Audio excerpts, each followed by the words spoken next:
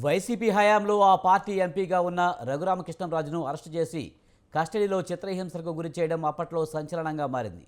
ఈ ఘటనకు సంబంధించిన కేసు నమోదు కాగా తాజాగా రఘురామకృష్ణరాజు కస్టోడియల్ కేసులో కీలక పరిణామం చోటు చేసుకుంది. మాజీ ఏఎస్పీ విజయపాలకు సన్నిహితుడైన తులసిబాబు పేరును పలుమార్లు రఘురామకృష్ణంరాజు విచారణలో తెలిపాడు. దీంతో గుడివాడకి చెందిన తులసిబాబుకు పోలీసులు నోటీసులు ఇచ్చారు. విచారణకు రావాలని ఆయనకు నోటీసుల్లో ఎస్పీ తెలిపారు.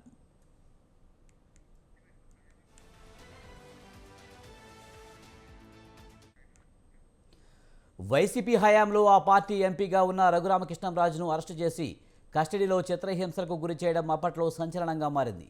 ఈ ఘటనకు సంబంధించి కేసు నమోదు కాగా తాజాగా రఘురామకృష్ణంరాజు కస్టోడియల్ కేసులో కీలక పరిణామం చోటు చేసుకుంది.